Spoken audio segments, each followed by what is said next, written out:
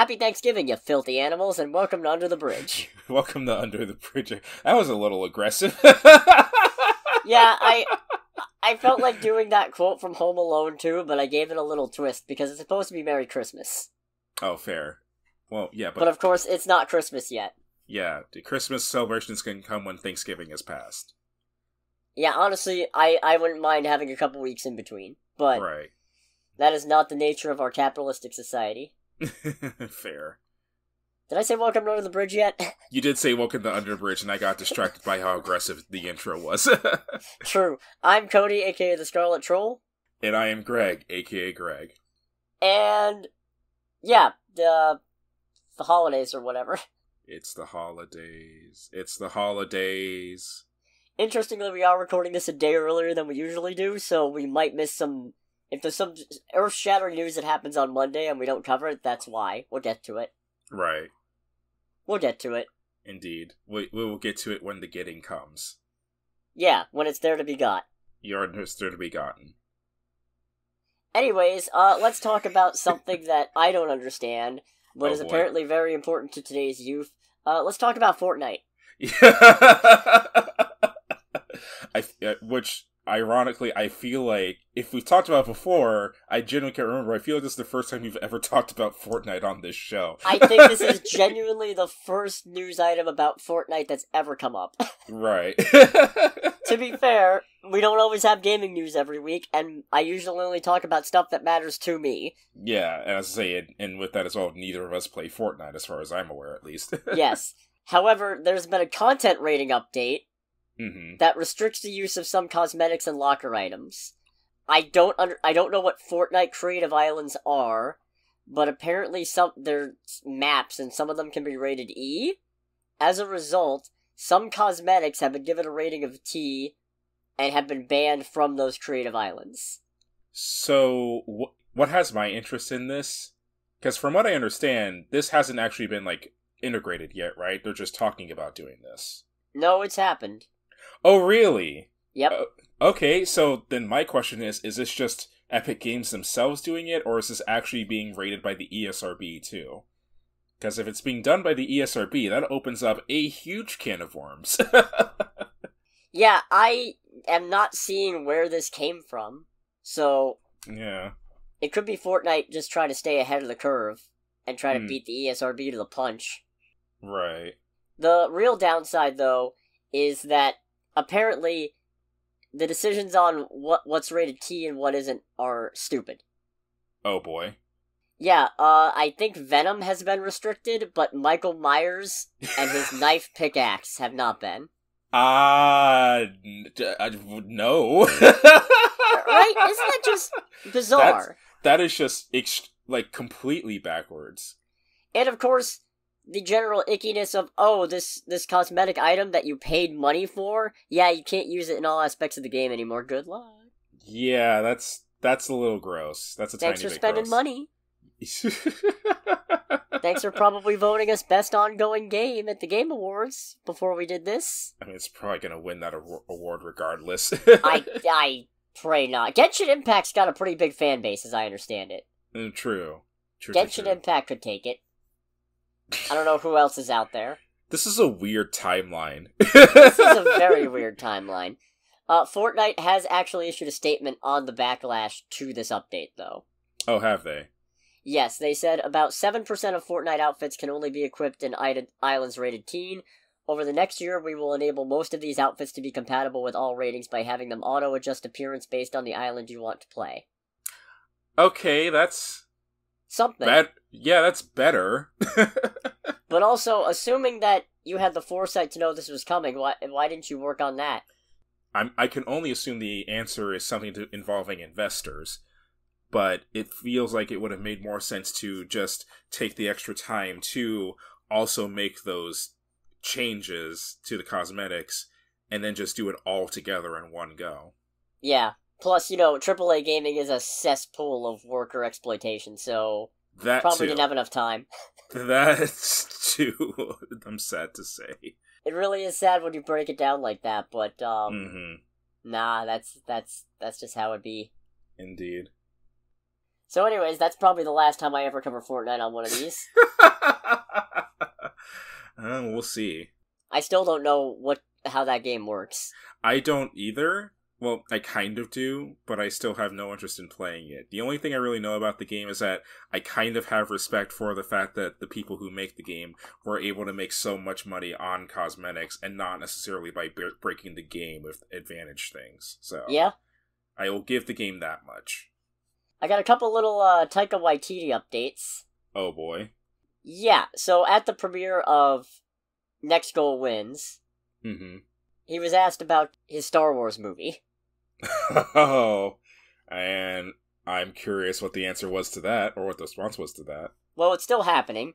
Okay. And his exact quote was, "It will be, dramatic pause, a Taika Waititi film." You know... That, it's funny how, even though I do actually, like, genuinely like this man and how kind of batshit he is with his creativity, that's one of those things where when you say that, it's like, no, that doesn't sound good. Oh, just wait, because he also added, "It's gonna piss people off." No, don't... don't lean into that. Bro, I know Star Wars fans are unpleasable. Yeah.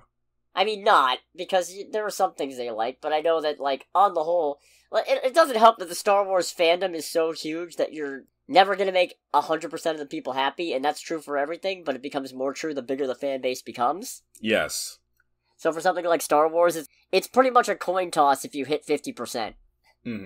Yeah, but ugh. Don't go out of your way to piss off the people who like the thing that you're making a thing out of, because that's what happened with your fucking Thor movies! Yeah... I think you're a fantastic filmmaker, but I will never forgive you for the damage you've done to one of my favorite superheroes, you fucking clown! Hey, man. It's just a movie, man. It's just a movie, bruv. I could see him saying that, like, as himself. Korg. As Korg, too. Fully CGI. Yeah, just breaking the fourth wall immensely and saying that exact line. Yeah. Also, in an interview with Inverse, he did confirm he's not going to be involved in a hypothetical Thor 5. Oh, really? He also said he heard that Chris Hemsworth and Marvel are in talks about it. Huh. So, wonder how that would happen if we don't get Chris Hemsworth back as Thor, then. Oh, we'll probably get him back. Yeah, I mean, it's like, chances are we're gonna get him back, but I wonder what they would have to pull if it didn't go through. Just cast someone else. He's good, he's not irreplaceable. Fair. Anyways, Waititi said he needed a break from that. It's a very draining process working on these films for 2.5 years and non-stop. Which is fair. Yeah, absolutely. Because, just, wow. Yeah. Especially when, like, okay, I think Thor Love and Thunder got the reception it deserved, actually deserved a little worse, but it can't be easy working on all that shit, probably part of it through the pandemic, and then have it come out to that. Yeah, no, that's fair. Especially not when most of the public really liked Ragnarok and gave you a bunch of praise for it. Well, don't worry, Mr. Waititi. I didn't suddenly turn on you. I hated your Thor movies from go. At least one person stayed consistent. He's actually focusing now on an adaptation of Clara and the Sun, a dystopian sci-fi novel about a robot chosen to be a companion for a sickly child. He said the story's something that I've been wanting to do for a little while now, and so I want to focus on that, and then I've got all this backlog of other things, presumably including the Star Wars movie. I think is he still working on an Akira movie? I think so? Jesus. I think so, hold on. Busy man. Yeah, indeed. April 2023, Waititi stated he aims to begin working on the film again after completing his upcoming Star Wars film. That's not encouraging. No, it's not. Oh, distributed by Warner Brothers? Oh, it's doomed! Yeah, it's fucking doomed. And what's going to be interesting about that is that I haven't watched all of the original Akira, but I've seen bits and pieces, and it is a movie that I very much would describe as nightmare fuel. So part of me, it's the whole thing of like, I'm interested, but I'm afraid of what Taika Waititi Akira would look like. I feel like it would be even more nightmare fuel. Yeah. Now, I just want to stress, I wasn't laughing at the film being canceled because that's not a funny idea. I was laughing at the fact that, if the shoe fits, it'll write it off. Right. Which, speaking of, perfect transition to making fun of David Zaslav a little bit more. Alright, what dumb shit did he do this time? Well, while talking about the WGA deal, he said of the Writers Guild, oh boy. or of the writers in general, they're right about almost everything. So what if we overpay? I've never regretted overpaying for great talent or a great asset. It's like, it had in his first half, not gonna lie. Bold word choice from the man who gets paid millions of dollars to not release movies. To not release finished movies. You fucking scumbag.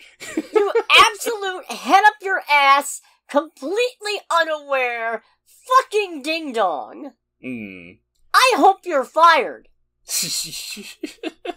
Yeah. I imagine they're keeping him around because he's got to have some kind of financial benefit, because otherwise it's like, it can't be that easy to remove either. I mean, fair, but it's like, at this point, I'm surprised there hasn't been some kind of, like, Warner Brothers coup d'etat. Right? Just get rid of this dude. I'm pretty sure their stock has taken another hit after that one. Oh, probably. And, icing on the cake, and this might not turn into anything, but, in the wake of the Coyote versus Acme nonsense, Warner Brothers got slammed by, of all things, a congressman from Texas. Really? Yeah, Joaquin Castro actually put a call out for the Justice Department and Federal Trade Commission to look into whether the studios violated antitrust guidelines. I mean, that's worth investigating, because I imagine there's got to be something in that effect. And so it's like, we're talking about these people canceling finished or near-finished movies, so... Yeah, I mean, to be fair, he said this on Twitter, so, the odds of this ever leading to anything are slim and none. But... Fair enough. Representative Castro wrote, "The WD tactic of scrapping fully made films for tax breaks is predatory and anti-competitive. As the Justice Department and FTC revise their antitrust guidelines, they should review this conduct. As someone remarked, it's like burning down a building for the insurance money. Apt." Yeah, quite. Apt. Yes. Now, I believe, and I could be wrong about this, and I don't mean to speak in in any defense of Warner Brothers doing this, but I believe that the ability to write these movies off only applies to movies that were greenlit before the merger. Which would make sense. It's basically them saying, well, we got saddled with this thing that we don't think is actually going to help us because previous management said so. On the flip side, the farther away you get from that merger happening... The less leeway you get. Yeah, the sooner you need to either shit or get off the pot. Exactly. And by shit or get off the pot, I mean release the damn movie. I shouldn't make it sound like there's an option there. Yeah, it's like, no, you just put the movie out. If it does bad, it does bad. If it does good, it does good. Like literally every other freaking movie that in Hollywood existence. Yeah. Frankly, if Warner Brothers collapsed, I wouldn't even bat an eye. I'd be a little bit sad about, not getting to see James Gunn's DCU, but at this point... In the grand scheme of things. It's a sunk cost fallacy. It's like fucking... Yeah, I'll be sad if they recast Jonathan Majors, but if it's because they found the man guilty of being an abuser, then fuck, I don't care. Yeah, exactly. Get rid of him. I want to move on now. Alrighty. We got quite a few little bits of casting news, which, speaking of James Gunn's DCU... Oh boy. It is now confirmed that Superman Legacy has cast Maria Gabriela de Faria to play the engineer of the Authority. Who is that?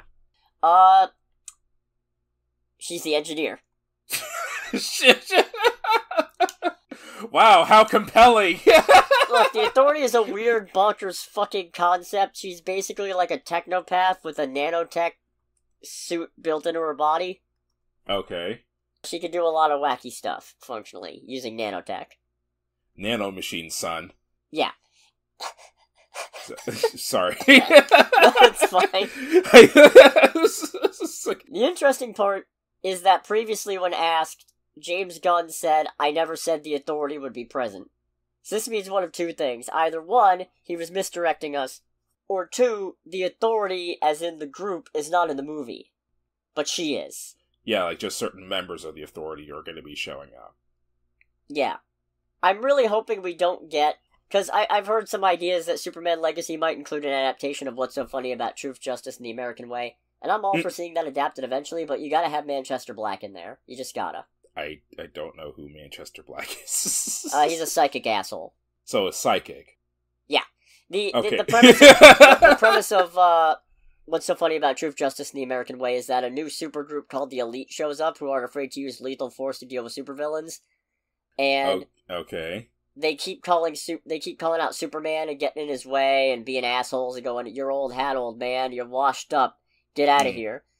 And they keep fucking with them.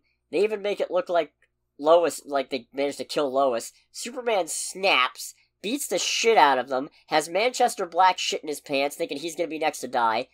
And then Superman just goes, "Yeah, no, they're all fine. Your mates are good. See how scary it would be if I did cut loose? Fuck off." I'm paraphrasing it. It's much more inspirational than that, but I like the story. That's the general gist, more or less. Yeah, but I feel like it doesn't work without Manchester Black. You know what? That's fair, especially if he's the ringleader of all that. I mean, you could make it work without Manchester Black. I'm just being picky. Anyway, Superman Legacy. I can't wait. Very excited. Oh yeah. The more things they throw in here, ironically, the more hype I get. But there's actually progress being made in that it's still happening, and that Zaslav hasn't Zaslaved all over it yet. Don't speak that evil into existence. Don't you do it. I'm not trying to, I'm just being real. Now, this next bit is something I would usually hold off until it was confirmed to be a done deal, but because the trades have reported that it's in the works, I feel like it's worth commenting on. Alrighty. Which is that, per Deadline, Pedro Pascal is in talks with Marvel Studios to play Mr. Fantastic. Man, this is a weird one. I don't hate that idea. But I'd feel a lot better about the idea if this was 10 years ago. Yeah, because who played Mr. Fantasmic? Mr. Fantasmic. Mr. Boombastic Elefantastic. Armored Fantastic Four, Project Phantasma. Oh my god. Who played Mr. Fantastic in the second Doctor Strange movie? Oh, John Krasinski? I wonder what's happening with him in that regard. Well, as I understand it, Sam Raimi said they got him because of all the fan cast and because this was just going to be a one-off thing. So it sounds like he's not particularly interested in doing it long-term. Or he might not be what they're looking for long-term. Fair enough. And the reason I say I would have preferred Pedro Pascal 10 years ago isn't because I feel like his acting was better back then or because I had any opinion 10 years ago. It's because he's already 48, which means by the time Fantastic Four, the first one, comes out, he will be 50. Wait, Pedro Pascal's 48? Yes. Holy shit. What do these men have between freaking him and... Oh, why am I blanking on the man who plays Ant-Man? Paul Rudd? Paul Rudd. Especially Paul Rudd. What are these people eating? What blood sacrifices are being made to make them look this good? Haven't you seen Family Guy? James Woods explained it. They drain the vitality of younger people who aren't celebrities to keep themselves alive. Obviously. I feel like that is the only acceptable answer, because it's like, this man does not look like he's in his late 40s. Nah. Like, holy shit. But no, my big concern is Mr. Fantastic already being 50 in the first film, because, I mean, he's not a legacy character. There's not a second Mr. Fantastic. Yeah. So either they don't plan for this team to stick around a long time, which is a bad idea. Right. Or maybe... So, there's rumors going around that Secret Wars is going to be like a soft reboot of the MCU, and it's going to like make a world where the X-Men and the Fantastic Four have always existed, and carrying on from that, the Fantastic Four that we get are going to be from another universe entirely. Why are we getting a soft reboot of the MCU? I kind of fucking hate those ideas. Yeah, like, that doesn't make any sense. Well, the idea of a soft reboot is it would let them basically restart the universe, and this time you could actually have, like, Iron Man and Mr. Fantastic interact with each other. Doesn't that kind of throw the entire, last 15 years of work in the gutter, then? A little bit, but, you know. I can see where they'd want to do it, I just don't like the idea. Mostly because I hate the fucking concept. I'm so sick of the idea of, but they gotta explain where mutants have been all this time. Shut the fuck up! No, they fucking don't. You know what the thing about mutants is? They're a really small percentage of the population. Yeah. Like, oh, people are randomly popping up with superpowers. Great. That happens in this world. I'm doing some math. How many people are on the planet now? 7 billion? I want to say we've passed 7 billion. Hold on a sec, I'm doing some quick maths. 7.8. So, 7.8? Holy shit, that's a lot more than I thought. When did we pass 7 billion people? Okay, there we go. 2011, yeah. Okay. That's like 2% of the population. No, sorry, I skipped ahead of where I was going here. 16 million mutants died in a massacre on Genosha in the comics. Okay. That's 2% of the population. Alrighty. And that was with almost all of them gathered in one place. So let's say you trim those numbers down, you make it 8 million, that's 1%. You could have 1 million mutants. That would still be more characters than Marvel could ever fucking use, and it's barely a drop in the bucket. Right. There is no need to explain where mutants have been this whole fucking time. They've just been doing their own fucking shit. Oh, but why did they show up for Endgame? Why the fuck would they? Does Doctor Strange have their number? No? Then they're not gonna be there! Fucking idiots. Does the rat that rescued Ant-Man have their number? He was the real hero, bring him in, he'll beat Thanos. Anyways, that was my long vitriolic rant about mutant maths. Pedro Pascal would be a good Mr. Fantastic, though. I can see Pedro Pascal, if nothing else, having the wonderful energy to be Mr. Fantastic. Despite I mean, he's a good dad. Yeah. Pedro Pascal is best dad. Indeed. That's very important. So we knew a while back that Steven Yeun was going to be part of the Thunderbolts. And the rumor was he was playing the Sentry, but that was not confirmed. Okay. It may have just been confirmed by, of all people, Robert Kirkman, who is not involved with the Thunderbolts in any meaningful capacity, but found out because Steven Yeun told him. Okay. So, while I think he was participating in a stream, or just, like, sitting in on a stream from comics artist David Finch, he mentioned that Steven Yeun had called him recently, just coming off a costume fitting for a role as a Marvel superhero, the Sentry. Okay. And then Kirkman realized that might have been a secret.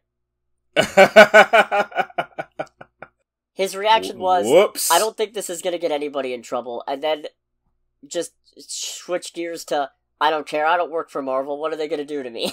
It's like, oh, it was a secret? Whoops, my bad. So, the Sentry is a hot fucking mess, frankly. Is that right? He's one of the many, many Marvel send-ups of Superman, only this is basically what if, like, Superman-level powers, but mentally unstable. That sounds like a terrible idea. Yeah, he's also his literal own worst enemy. Part of the reason why it sounds like a terrible idea. Like, his nemesis is actually his own repressed persona, the Void. Oh. Or it might be something else, I don't know. The Sentry's history is full of retcons and revisionism, and yeah, nonsense, that's the one.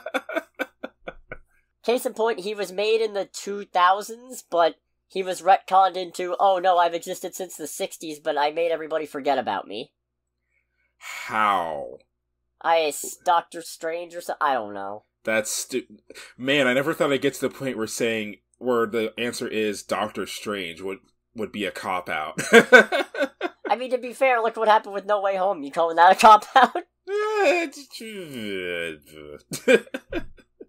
Yeah, that's what I thought. Outside of casting news, I got one more update, which is that Destin Daniel Cretton is no longer directing Avengers: The Kang Dynasty. Okay. And some people are taking this to mean, oh, they're moving away from Kang, and I'm thinking if that was the case, then they would rename the movie. Yeah, or they would announce something in regards to that.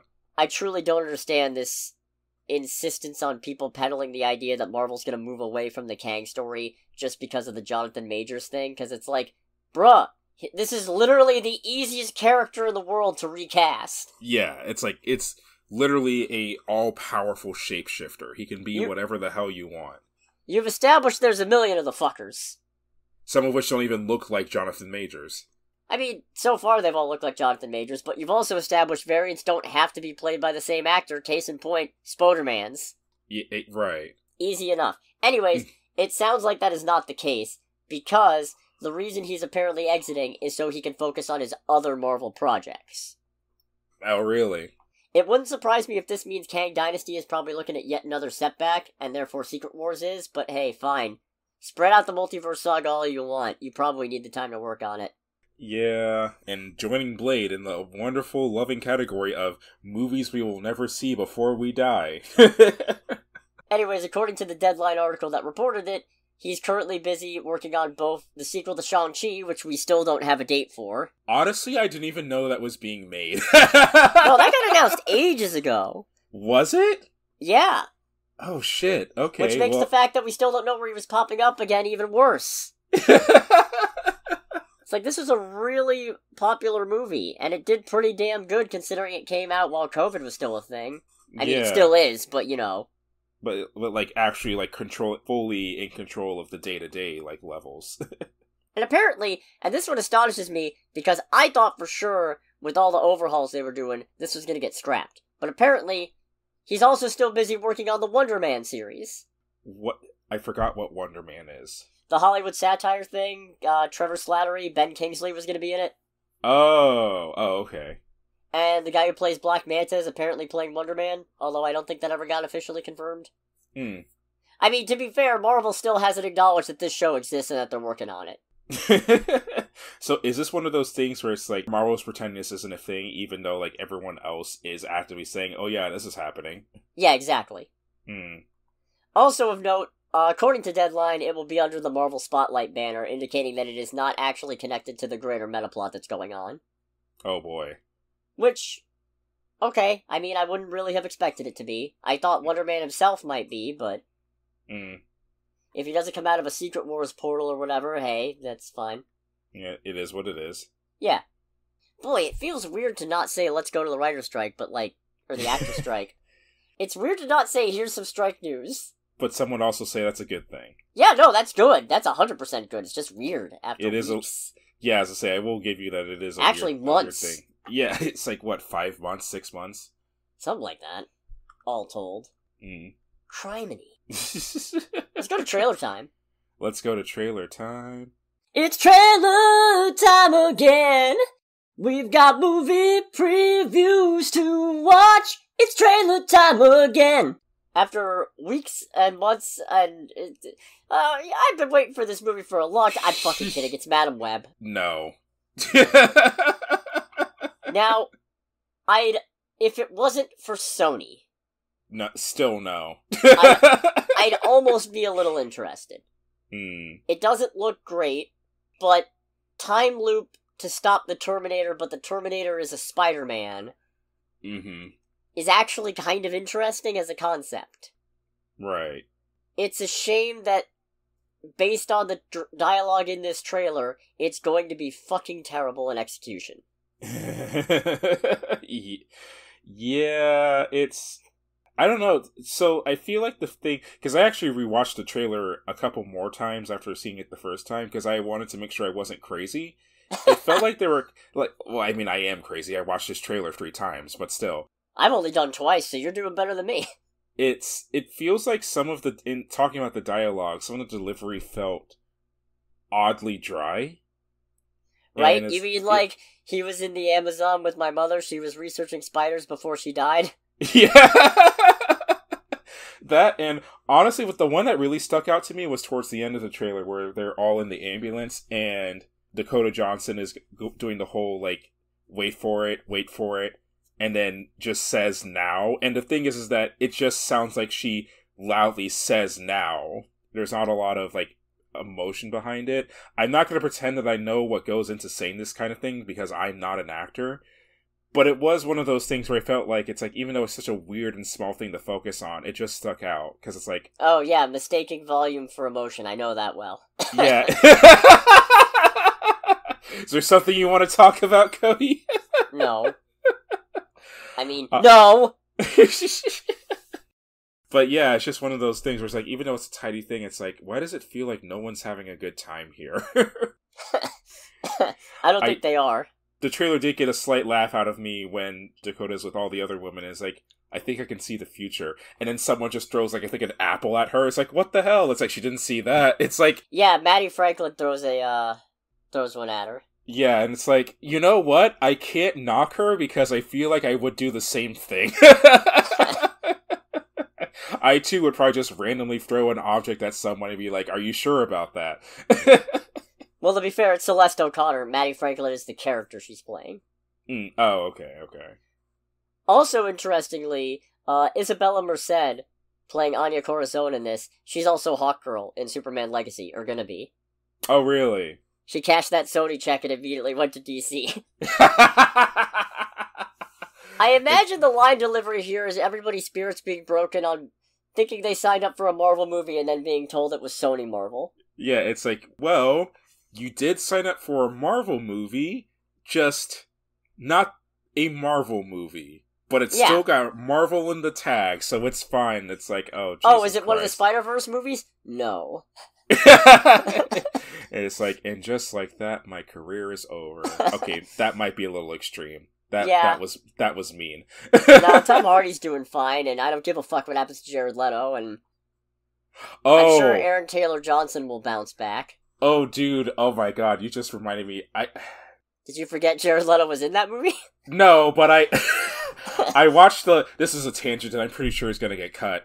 I watched at least the 3/4 of the Las Vegas Grand Prix, that happened this past weekend. Formula One had a race in Las Vegas. Mm-hmm. And, you know, they're doing their whole thing about, like, trying to show, like, how big of a show it is. It's like, hey, we're in Vegas. We're racing on the Vegas Strip at night. We have all these lights and these celebrities. And this is awesome. It's like, all right, I don't give a fuck about this. Just start the goddamn race. And before the race broadcast, they always usually have some kind of, like, dramatic opening or whatever. And the dramatic fucking opening that we got before the main festivities for this race was Jared Leto fucking dryly reading lines from the song Viva Las Vegas. And as I'm watching, I'm just like, I just like was sitting there being like, I'm a fan of this series. It's like, fuck out of here. That's fucking terrible. It was terrible. It was god awful. I'm so sorry. Yeah, it's like I'm just watching Jared Leto just stare into my soul with weird-ass dramatic music going on. It's like, Viva Las Vegas. Viva. Viva. Viva. I'm like, someone shoot me. Isn't he in a band? Yeah. Isn't that part of his whole shtick? Yeah, I think so. Isn't he in 30 Seconds to Mars or some shit? Yes, he is. Then what the fuck? Why is he just dryly monotoning song lyrics like he's fucking William Shatner at karaoke night? What's especially funny is there's one of the forums that I frequent whenever a race goes on. Someone actually commented on it. It's like, why does Jared Leto look like a cult leader? And I'm just like, I mean, I'm gonna, like, I don't know what to tell you, bro. So, anyways, I got one more nitpick about Madam Web. Which is that, so, I didn't get a great look at Sydney Sweeney's Spider-Woman costume. However, I will nitpick the fuck out of one thing, which is that, why the fuck doesn't she have the eye lenses? Okay. Because, okay, if it were any other movie, I'd fucking get it. Mm-hmm. But the thing is, fuck. This is Sony. They've been making Spider-Man movies for literally over a decade now. Yeah. Right? And every single one of them had the eye lenses. Except for her. So here they come with this costume that I've just given you. This is her original costume. This is what inspired the Venom suit, ultimately. Okay, hold on. And you'll notice, it's got fucking eye lenses. Okay. Where the fuck are they? Yeah. Oh yeah. Why does she just have big giant fucking cutouts for her eyes? Why does she need big giant cutouts for her eyes? Because... Ridiculous! Homage or something. I don't know. That's the opposite of that! That's an anti-homage. That is a reverse homage. That's an omelette du homage! Je suis homage? Speaking of Sydney Sweeney, though, we also got a proper trailer for Anyone But You. I still don't care for any of this. I'm a little tiny baby bit more on board now that we know the basic premise, and also that Glenn Powell's a fucking idiot in this movie. Okay, you know what? I can kind of get behind Glenn Powell being a bit of a moron, which is a shame because I do think he's a good actor. No, a good actor. Seems like a decent sort. Yeah. Extremely punchable face, but that's not his fault. I don't know what it is. I don't know what my preoccupation with this man's face is. It just... I don't know. I don't understand it. I like the bit with the spider, though. I mean, I imagine part of it is Top Gun Maverick. Yeah. Considering bit, that he was the most punchable person in Top Gun Maverick. True. No, this still looks dumb, and this still looks cringe, and this still looks... Toxic. Toxic as fuck. Horrifically toxic. Absolutely toxic as hell. Mm-hmm. And yet, you've got Sydney Sweeney's character just jamming a grilled cheese in her face without waiting for it to cool down. Oh god, I felt that too.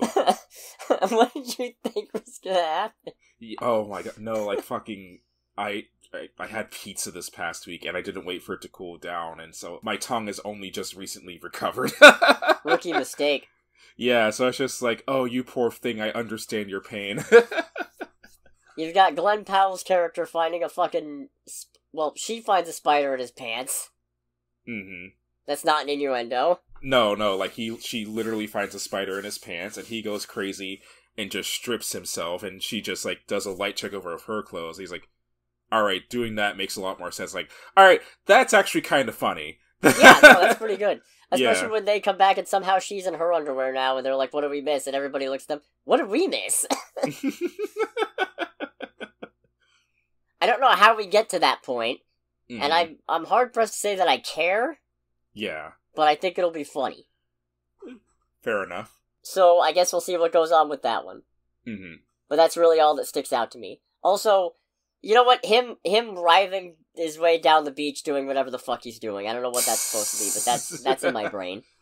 Fair. Is he doing the upside-down worm? Is that it? Probably. We'll go with that. Guess we'll see. Mm-hmm. And then we also got a trailer for Season 2 of What If? I like how dark this is. I'll be completely honest, I don't remember an awful lot of the... I mean, other than, like, the big picture things, I don't remember a lot of the finer things of the first season when we watched it. But this one feels like, at least from the trailer, it feels like it's a lot more focused. And with that, the tone is definitely a lot more dark and morbid. And that, for me, I'm just like, alright, this looks really interesting. Like, this looks like it's gonna go in some not nice places, and I'm kind of here for that. While I would never expect them to completely write off T'Challa, I don't know how I feel about him being back with a different voice actor. Oh, no, that's not T'Challa. Oh, it's not? No, that's T'Chaka. That's his dad. Oh, okay, cool. Yeah, okay, so, before I get into this, apparently the episode titles have been revealed for What If Season 2. And this one is apparently What If Peter Quill Attacked Earth's Mightiest Heroes. And I guess the idea is Yondu delivered Peter to Ego. Ego ends up getting Peter on board with his plan, probably because Peter's grieving because his mom died. Right. And so a team of Avengers gets assembled in the 80s to deal with the invasion. And I guess that team is going to be Peggy, Howard, King T'Chaka, Hank Pym as Ant-Man, Bill Foster as Goliath, and she wasn't a captain in that, or was she? Marvel, the scientist, the Kree. Oh, okay, yeah, the original Marvel. Yeah. Wendy Lawson, I think, was her alias. Right. So, that's what that is. That's not T'Challa. Okay. Alright, then fair enough there. Because I thought it was just I mean, I feel like it's at least partially justified, because as far as I remember, we never see T'Chaka as Black Panther in any real capacity up until now. We saw him kill his brother. I don't know why that's funny to me. Probably just the blasé way I said it. Yeah, fair. But when that happened, it was one of those things where it was like, I'm glad that they're not completely pretending that, like I said, I thought it was T'Challa. I was like, I'm glad they're not pretending that he doesn't exist, but it's like, I wasn't ready for that. So, I like the idea of Hela and Talo. Let's see, what else? I don't know how I feel about the Christmas idea. I feel like that would, even though we only saw like a few seconds of Doctor Strange dressed up as Santa, I feel like that's the one bit where I like, okay, if there's any episode that I feel like I probably wouldn't enjoy, it would be whatever the Christmas episode is. Can't be worse than Party Thor. Fair. I'm just gonna list these episode titles. There's, What If Nebula joined the Nova Corps? Oh. What If Peter Quill attacked Earth's Mightiest Heroes? What If Happy Hogan saved Christmas? Okay. What If Iron Man crashed into the Grandmaster? That's the Gamora one that we didn't get, but Gamora still showed up in the last episode of Season 1. Right. What If Captain Carter fought the Hydra Stomper? Okay. What If the Avengers assembled in 1602? Interested. Immensely. That just sounds like doing 1602 with an MCU coat of paint. I'm not about it. It sounds stupid, but it's one of those things where it's like, it's the whole, like, this is a bold strategy, Cotton, let's see how it plays out. Yeah. What If Hela found the 10 rings? Huh. Okay. What If Kahori reshaped the world, which I guess is supposed to be... I thought that was going to be the 1602 episode. And I don't know what the distinction here is. Right. But I guess we'll see. I guess the idea, I think, is that the Tesseract gets discovered much earlier on Earth or something. Okay. Which feels like a 1602 prompt. Yeah, so it I'm 100% confused. does. Yeah. And then, what if Strange Supreme intervened? Strange Supreme? The one who destroyed his whole universe trying to get Christine back, and then he got recruited for the Guardians of the Multiverse. Oh, okay. I remember that, but I don't remember... For some reason, I didn't remember that he was actually referred to as Strange Supreme in the movie. Yeah. The one who killed his own universe just to get... I can't believe that. A little strange?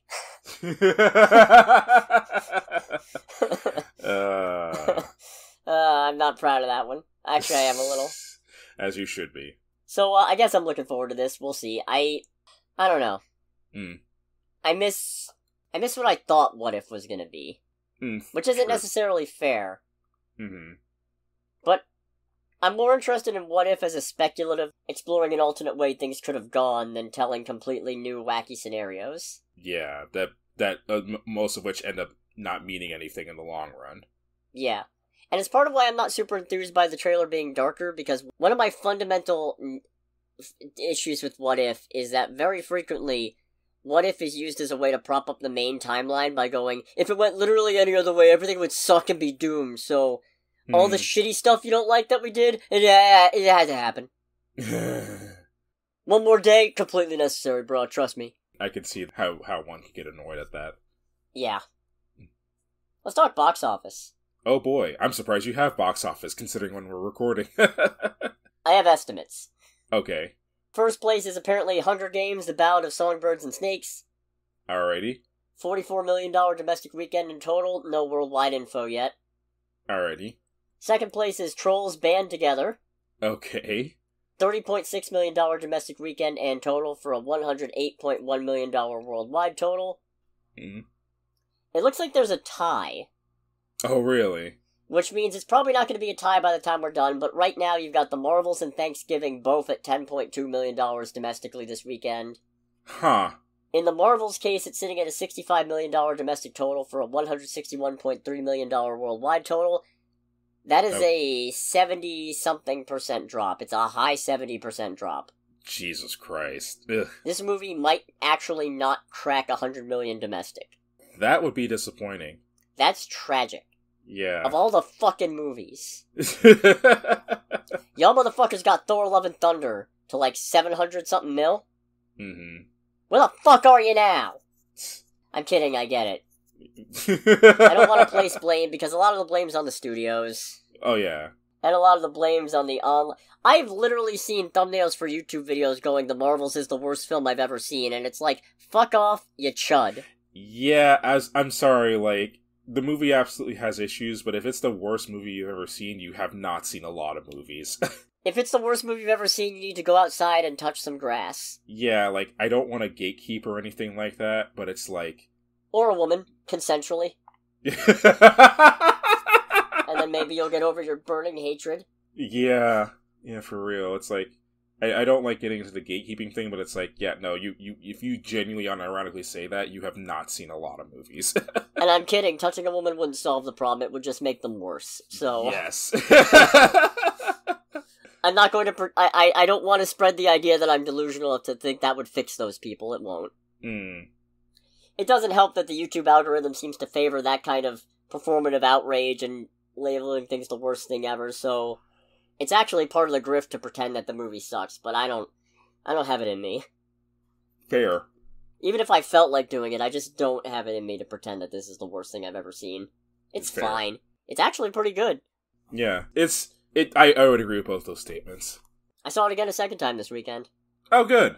That's probably the last time I see it, because I don't think it's worth a third, but... Fair. I don't see most things a second time in theater, so at least not anymore. Mm-hmm. Doing one a week doesn't leave you a lot of time. Exactly, that's true. Million Thanksgiving.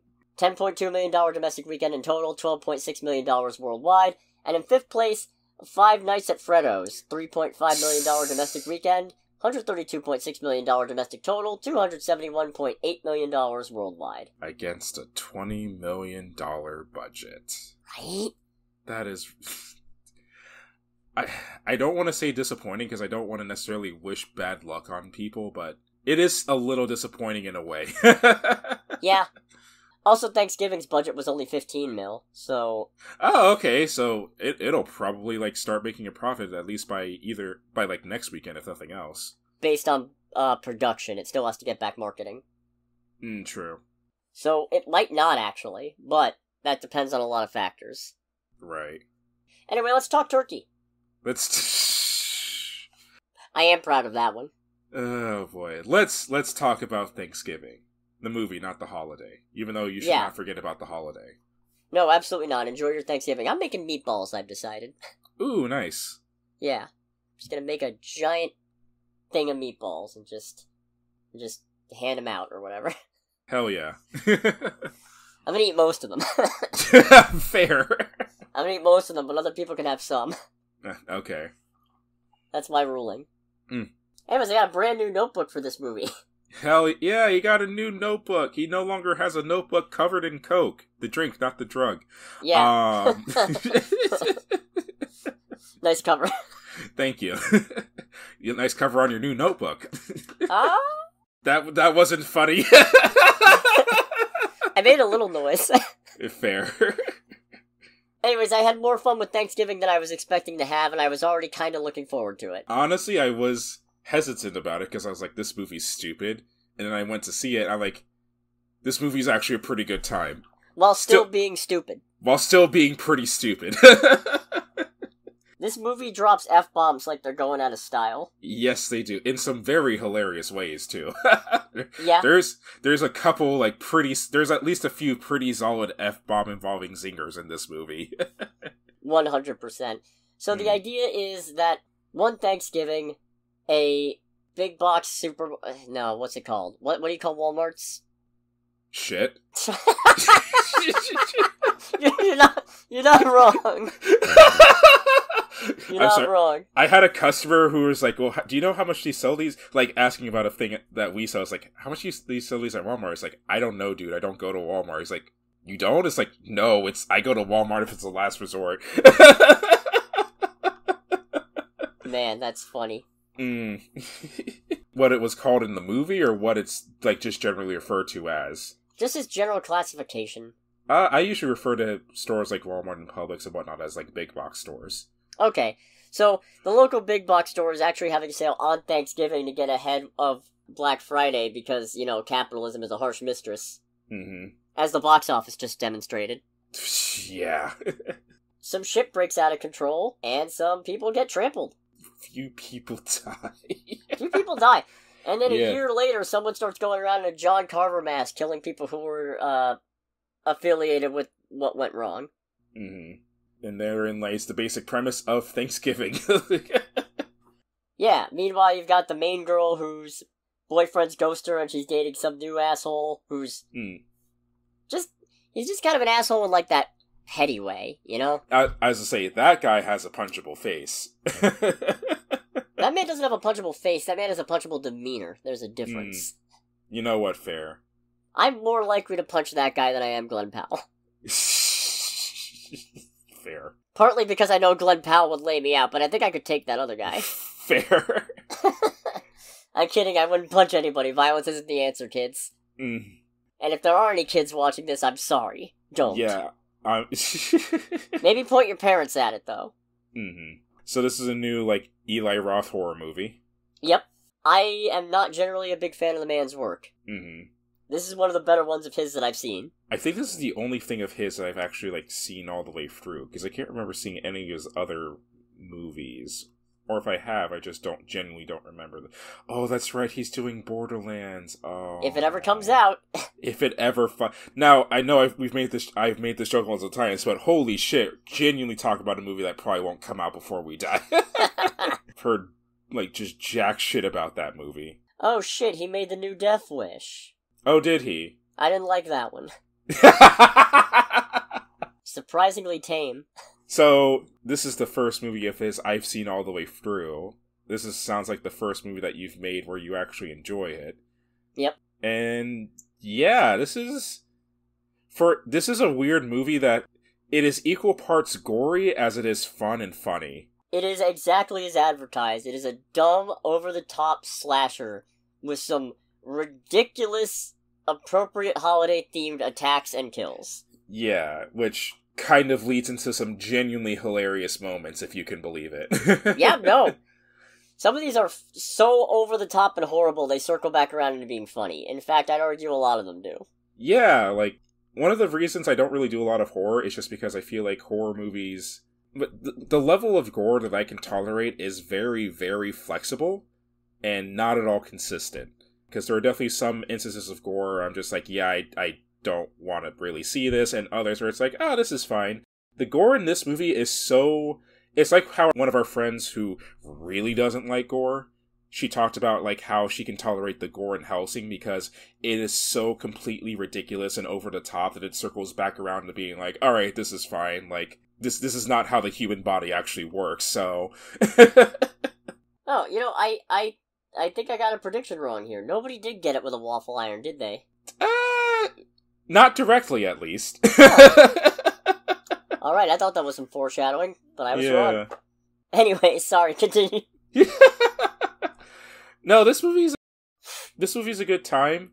It's definitely not really a major commentary, but it's one of those movies where I feel like it's a commentary on how Black Friday used to be. Well, granted, it's also because I don't really take part in Black Friday, but I haven't seen a truly crazy shit Black Friday in a while. Yeah, me neither, but I work Black Fridays, so... Same. I don't really have a chance to get out there and get in the mix. Alright, so, well, what are non-spoiler things we can talk about with this? Let's see, the movie did lose some points for me, because thinking about it, I'm pretty sure that the killer reveal is actually impossible. And I'll get into why in spoilers, but I don't think it actually makes sense. I think, you know what's funny is that I predicted the killer, and internally I kind of figured what his possible motive would be. I just don't know how he got away with it. Yeah, I have I see the motive. It is a question of effectiveness. Yeah. So that's a bit of a problem. Let's see. The main girl is basically devoid of personality aside from hates her stepmom. I mean... Who is pretty hateable. Yeah, her stepmom's pretty fucking hateable, it has to be said. Also, she's probably, like, the sanest person there, but... Who, the stepmom or the... No, the main girl. Oh, yeah. Oh, 100%. She's by far and away the most sane person present. Some people are just having the time of their life in this movie. Oh, absolutely. So the thing about this movie is that there's also a lot of not major actors, so not everyone has, like, a Wikipedia entry. Oh, Joe Delphin as McCarty? Yeah, you can tell he's having a great time. Cody, what the fuck are you doing, thing? said by Patrick Dempsey. Oh, that's the even better part, because it's set in Massachusetts. Some of the cast have really exaggerated Boston accents, and it's great. You know what? I know you come from, like, Rhode Island, but I kind of wanted to ask your take on that, like, how you felt about all of it. A Boston accent is nowhere near a Rhode Island accent, so I'm not offended. Watching them go over the top on screen doesn't bother me in the slightest. Fair. Bostonians are borderline incoherent, don't at me. Or do I? Could use the engagement. Right. Let's see, once again, a lot of the side characters are criminally under-focused on, which is what makes them side characters, but I like Scuba. Yeah, Scuba's cool. Scuba was very much the person who was, like, most interested in just laying down some shit as necessary. As necessary, unlike Evan, who was just kind of a fucking idiot. Yeah.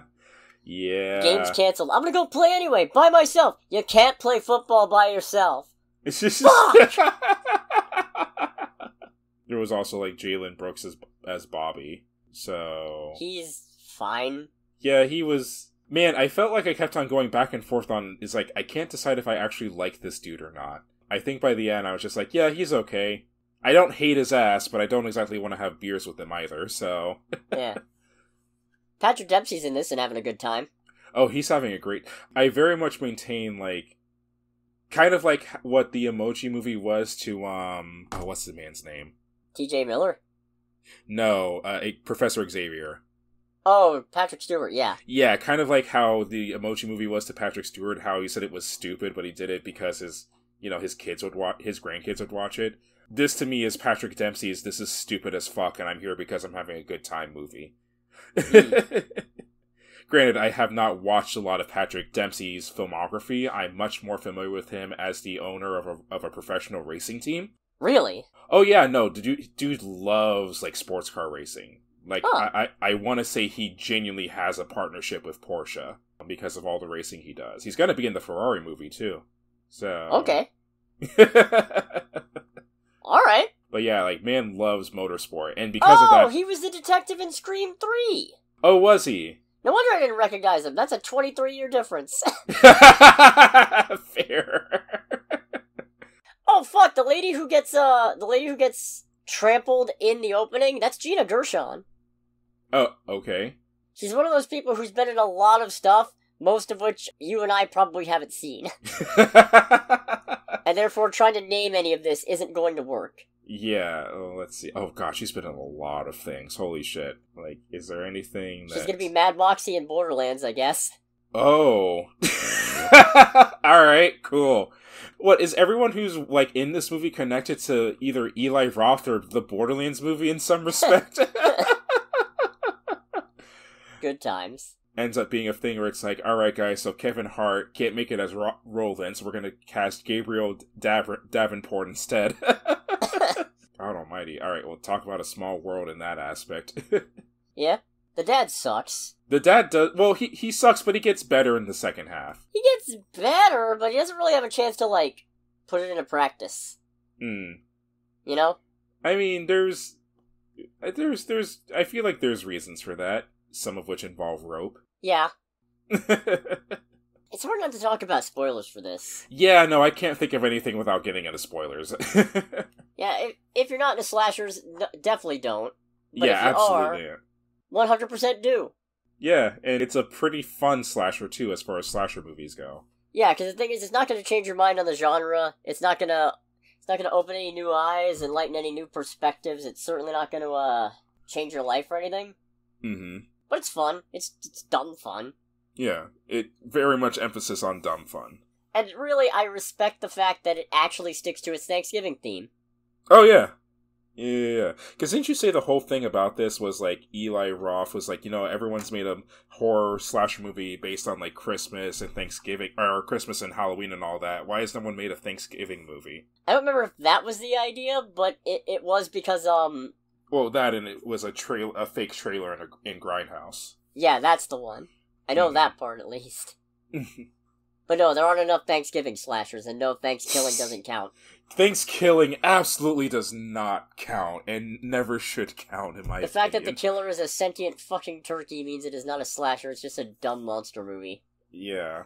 Anyways, if you don't want to get spoiled on Thanksgiving, I almost said Grindhouse, but too late for that. If you don't want to get spoiled on Thanksgiving, make sure to click away in 3, 2, 1. I feel like the teens had all their best chemistry at the very start. Yeah, I can get behind that. Where they're in the car talking about stuff, and how am I supposed to text her in the movie if I don't have if I don't have a phone? Who are you texting? Oh shit! And I was just like, alright, I wasn't expecting a bunch of teenagers, no less, to have a perfect segue into a Far Side song. Yeah. So I was like, alright, we got chemistry, good segues, and the Far Side? Alright, you just won a lot of points in the first, 10 minutes. Good job. So it's actually the teenagers' fault that the riot even happened in the first place. Mm-hmm. Because they snuck into the store ahead of it opening in order to just grab a couple things. But a couple of them make a big scene out of being in there and taunt all the people who are waiting outside. Yeah, all the rabid as fuck people who were waiting outside, which I have to say, even though I did talk about earlier how I've never really partaken in Black Friday, and even though I acknowledge it's a fictitious movie, this was one of the moments where I just internally went, it's like, and this is why capitalism sucks sometimes. Yep. Because it's the thing of, this is supposed to be, ridiculous and whatnot, but I bet your ass that things of this similar nature have happened multiple times since Black Friday has even been a thing. It doesn't feel ridiculous enough, if anything. It feels a little too real. Yeah, it feels very real. There's been plenty of stories of people getting, trampled and killed and getting into fights on Black Friday and all that. It's just no, there's a certain extra level of ridiculousness that would be needed for this to actually engage my suspension of disbelief. Right now, this just feels like a lot of dumb shit that people would do just to get a free waffle iron of all things. Yeah, and it's one of those ones where I know the reason why they had the teens be the one who instigated it, to be so the killer has a reason to go after them, and also because it helps you isolate which ones are actually decent human beings because they feel bad about it. But the thing is, odds are that was going to happen anyway. Yeah. With how ridiculous it went and all that, and with 2 security guards. Yeah, it's what's very unfortunate is that of all of the comparisons I can make in my brain, that one that sticks out is basically what these teens did in this mall, or in this big box store, was basically how World War I started. Because it's with World War I, it was a thing of it was gonna happen, it's just that they decided to be the ones to light the fuse. And it's just it's such an asinine comparison, but it's the one where it's no, that's kind of what I feel like it's being, what works with this. This killer is having the time of his life, and he has a respect and dedication to his craft that I can't help but admire. And a respect for cats. And a respect for cats! Yeah, I was thinking, it's oh no, please don't be one of those ones who fucks up the cat or fucks up the animal and all that. And instead, because one of those victims lives alone with his cat. It's actually one of the security guards who failed to, stop the riot. The one who failed who didn't die. Yeah, who didn't die. Because he ran away. Yes. Oh, I just realized something. Yeah? The first person in this movie to die was a black guy. Was he? Yeah, because it's I'm pretty sure the first person who got killed was the black security guard. I thought he was Hispanic. No, wait, hold on. No, you might be thinking of the guy who got his neck slit by the glass. Maybe I am. Yeah, I'm pretty sure that the black security guard was the first one to die. It's alright, trope number 1. Oh, no, definitely you are correct. I got my wires crossed. Yeah, trope number 1 fulfilled. Yep, okay. Check that off the list. But yeah, no, sorry, that was a tangent and a half. But yeah, it's he looks back at this dude's cat, he's oh, please don't mess with the cat. He just goes and feeds the cat and gives it a little scratch, and then as he moves away, you just see the blood, him dragging out the cat's former master's bloodied corpse. It's just There's a weird parallel going on here, and I don't know if I like it.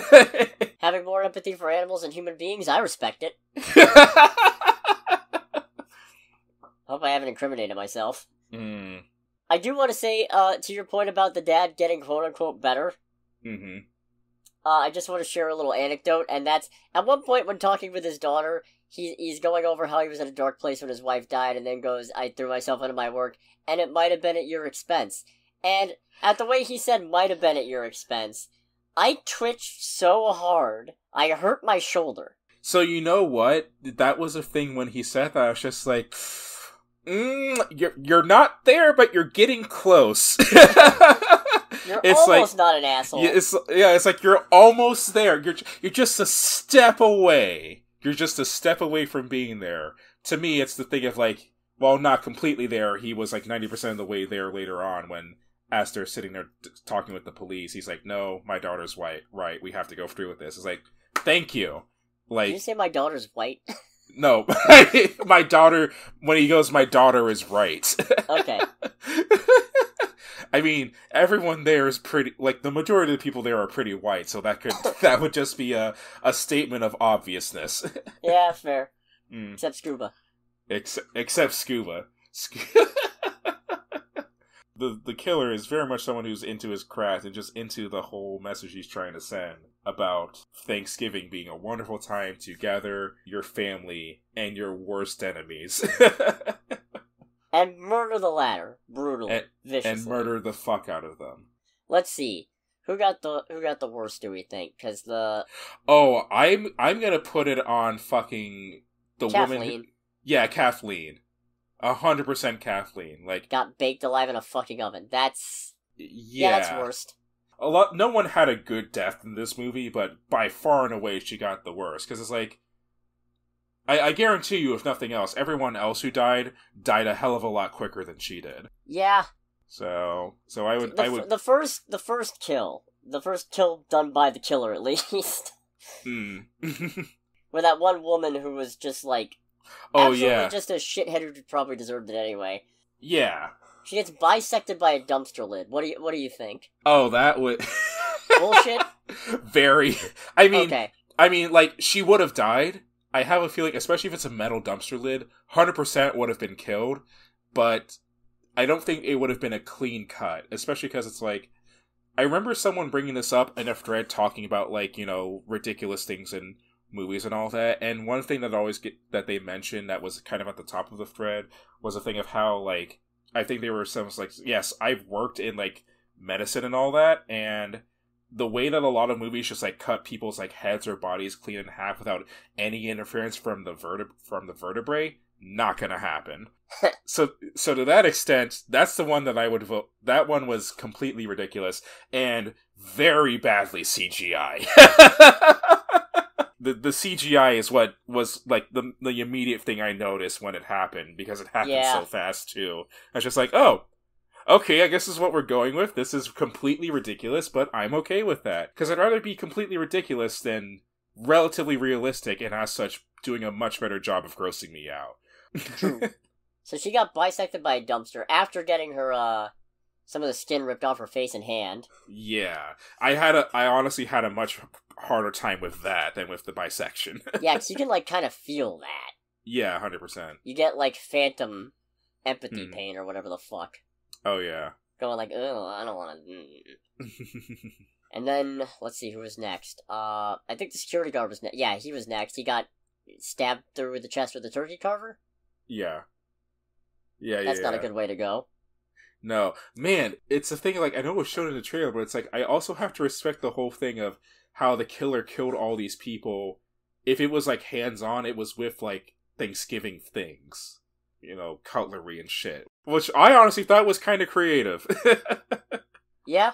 Let's see, I feel like I'm skipping a couple people, because I know Evan and Gabby get kidnapped. And, okay, that's the part. So, it turns out the sheriff is the killer. Yeah. And the sheriff's motivation is that one of the people who died was a woman he was in love with, and who apparently he was having an affair with, and who was pregnant with his baby, who he fell in love with after she helped him out of a messy divorce situation? Mm-hmm. So he blames the teenagers and some of the people involved for what happened. But the thing that makes that literally impossible is I'm pretty sure that at the scene in the school where Evan and Gabby get abducted and the killer's chasing Jessica around, I'm pretty sure we see the sheriff outside talking to another police officer. So either there's two killers and they're gonna make that God, if this gets a fucking sequel. It's not the worst thing to get one, but... No, but there was some sequel bait. Either there's a second killer or this is bullshit. Yeah, I have originally guessed it's like the sheriff's the one that's doing it. It's just that I might have to, even though I kind of don't want to a certain degree, I might have to see this movie a second time. Because it's the thing of like, alright, I'm pretty sure the sheriff is the killer. I just don't know how the fuck he's doing it. Because there's several moments where it's like, there's no way the timing of all this works out in his favor. Oh yeah, especially at the end, when he's live streaming torturing the family, but he's also at the fucking station?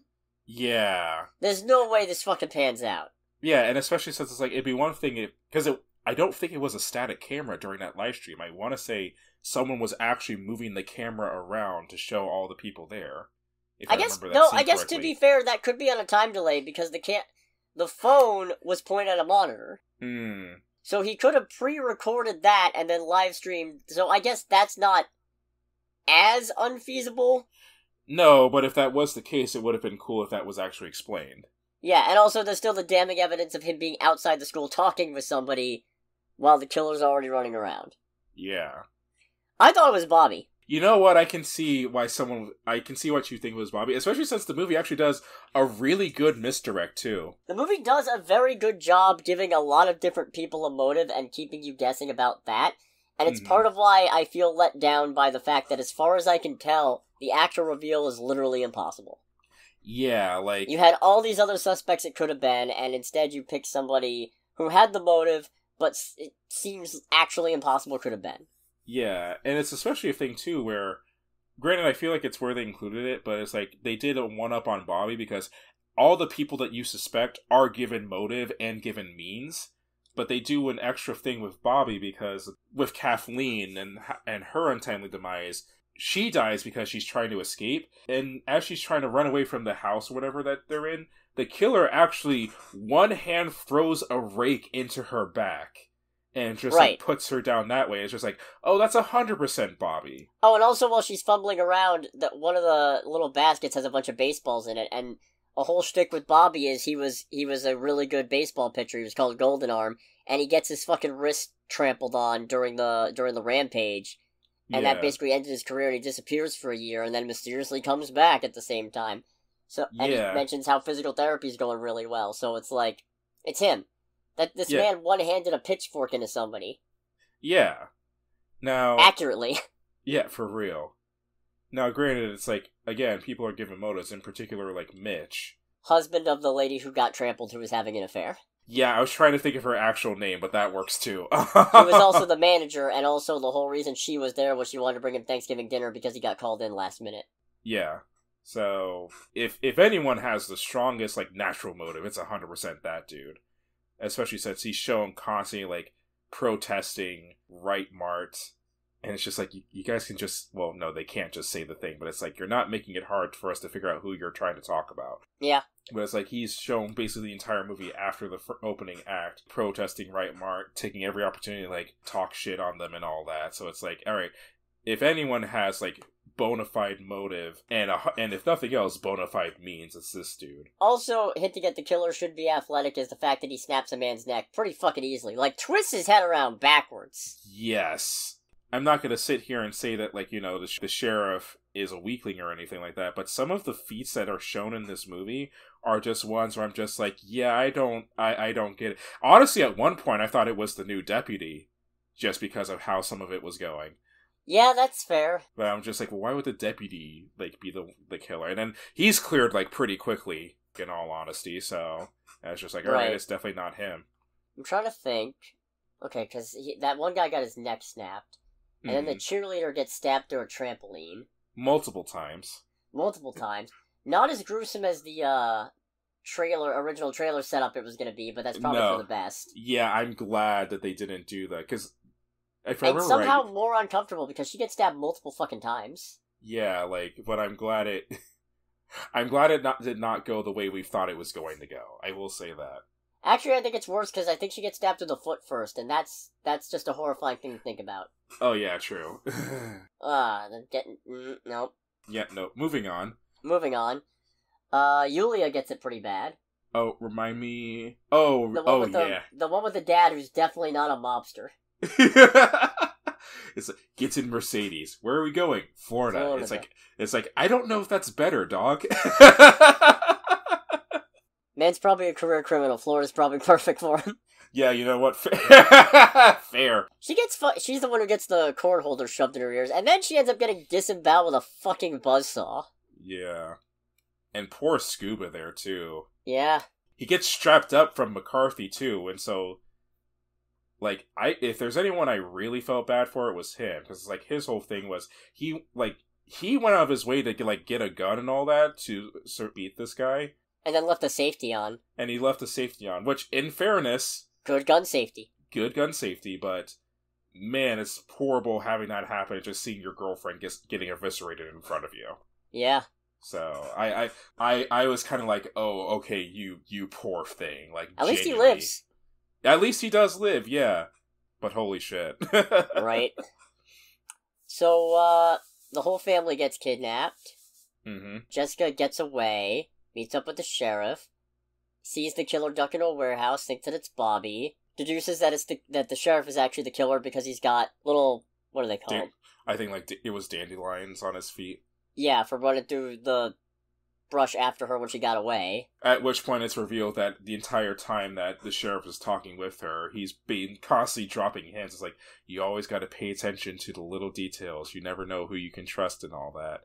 Yep. And then at the end, it's like, wait, before you kill me, I didn't get to tell you, like, what I was most thankful for. And what are you most thankful for? For the wonderful cell reception inside of this building.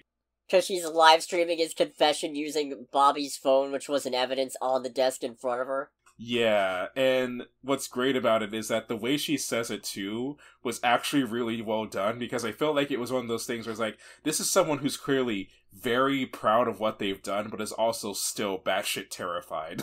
Yeah. I can feel both emotions in her right now. It's definitely the case of, you could kill me right now, but you're still gonna get fucking caught, and you're gonna have to go on the run for this shit. Oh, yeah. Fuck you. Mm-hmm.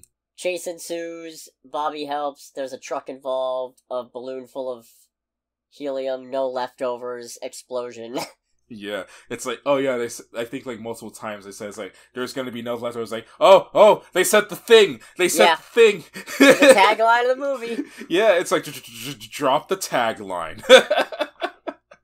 And, Jessica has PTSD or something, and she's still with Ryan, I guess. Yeah. You know what, I will say, because I feel like it would have been really easy to do otherwise, I did like that they didn't have it be where she's just like, I should have never left you, and got back together with Bobby. Oh no, I don't dislike that she didn't get back with Bobby, I dislike that she's still with Ryan.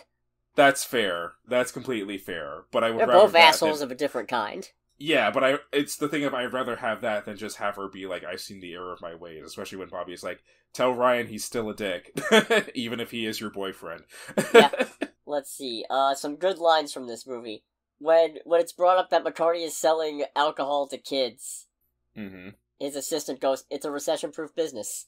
This is what just like, that is, and I just love that because like, that is the realest shit I've ever heard in a movie in a long time. No one appreciates subtlety anymore, the killer says before hitting someone over the head with a hammer. The whole, like, Black Sabbath monologue. Yeah, there's a whole bit where some kids are trying to get in this Halloween party, and they ask if it's really all that cool, and he's drawing an analogy of Black Sabbath firing Ozzy Osbourne and replacing him with Ronnie Dio, and it being great, and then the kid just goes, who's Black Sabbath? At which point McCarty responds with, get the fuck off my property. Which it's very rare I have a moment where even though I know who Black Sabbath is, that I identify with both sides of that. I identify with McCarthy a lot more, don't get me wrong, but it's McCarty? Like, McCarty's. I identify with McCarty a lot more, but I was just like, yeah, I get it on that other side too, dog. Oh, and, underrated line, we're all gonna end up 50% off. There's a lot of solid zingers in this movie. Yeah.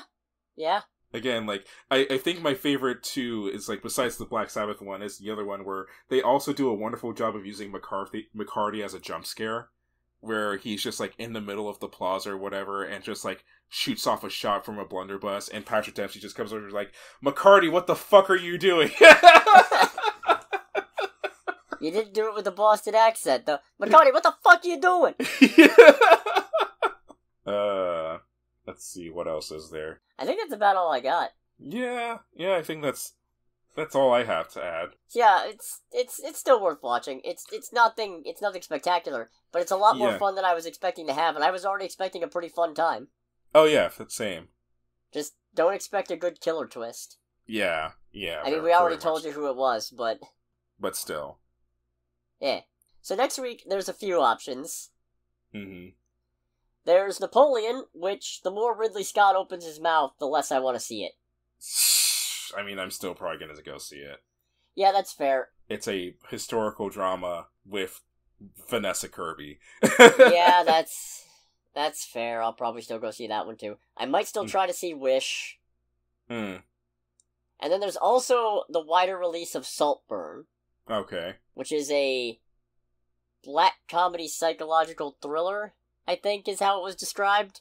And I just recently found a quote about it, but I'm not going to repeat it because it's something else, really. Oh boy. Yeah. So I guess we'll see how that goes. In any case, thanks so much for listening, everybody. Make sure to like, comment, subscribe, follow us on Twitter, Spotify, TikTok, Google Podcasts, whatever you want to do. You don't have to do any of it. Hit the bell. Hit the frickin' bell. Hit the bell. This has been Under the Bridge with Cody, aka the Scarlet Troll. And with Greg, aka Greg. And we'll catch you guys next week. Goodbye, everybody. Bye.